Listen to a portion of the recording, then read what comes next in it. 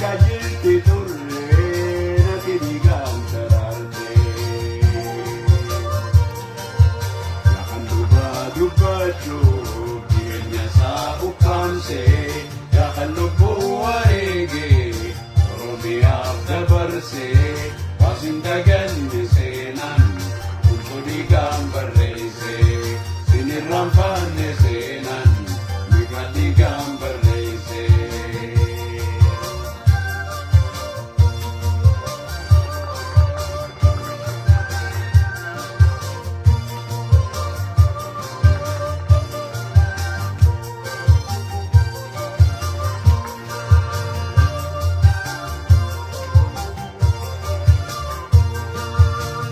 midai fate senai biadate ya khatinan biyosa sabam se so murate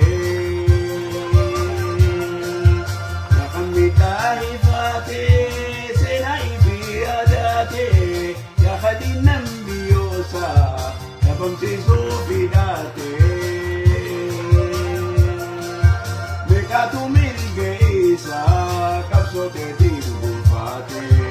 Andru wajarra dera kulla demu mudate ya kan dubacho jirenya sa ukamse ya kan lupo warege ronia dabarse wasindagan senan unsu digambarese sinirrampan senan mikati gambarese sindagan senan mikati gambarese sinirrampan senan mikati gambarese galatoma warren bakka jirtanii nu hordofaa jirtan marti keessanuu sirba kana irraa waan irraa sirbine qabnaa sirbi kun sirba seenaa qabu mee sirba kana Abdul Baariin yeroo dheertu dura isaa sirbuu siniin dhaga'ee eeysaa dhufee akkamitti sirbi kun bu'uuraawee seenaa beekurraa yoo Abdul Baariin keessatti qonu hime dhugaadha galatooma walleen kuni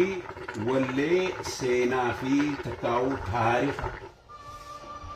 jalqabbii qabsoo bilisummaa Oromoo wareegama qabsoo bilisummaa Oromoo irratti wallee ba'e jechuudha. Wallee bara dheeraa gaafa Elemoo Qilxuutii fi Ahmad Taqiin wareegaman. Hundee sabaa gaafa wareegame magaalaa Galamsoo keessa makiinaan lafarraa harkisanii jechuudha. Yeroo isa kana lafarraa harkisan Elemoo fi isaas akkasumatti lafarraa harkisnan yaa kan dhugaa dubbachuuf jireenya isaa ukkaamsee yaa kan lubbuu wareegee Oromiyaaf dabarse abdadhu seenaan ati dhiigaan barreessite mayruuf teessii kan dhugu seenaan tuni seenaa beekamtuudha sababii sanirratti walaloon tun baatee jechuudha walaloo tana namni isii baasee namni isii qopheessee yadaloo fi barruudhaan sammuu isaatiin dandeettii isaatiin namni qopheesse Fu'aad Sheekh Muhammad Saanii Sheekh Umar Aliyyeedhaati. Fu'aad kuni nama hedduu walaloo adda addaa barreessee Oromoon itti fayyadamaa jirtu isallee rabbi umrii nu haa dheeressu rabbiin fayyaa haa kennuu fi walaloolee adda addaa walaloo qabsootii fi walaloo jaalalaatiis namni barreessees wanni kun sababiin irratti barreeffame walleen kuni jalqaba qabsoo kan Ahmad Taqii hundee fi Elemoo wareegaman irratti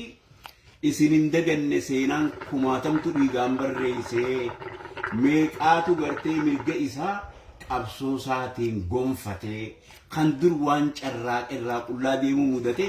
keessaa baanaa jabaadhaa jechuun walaloon tun tokkummaa Oromoo irratti barreeffamte seenaan walaloo tanaa akkana ta'a. Bareedaadha gaa guyyaan kun guyyaa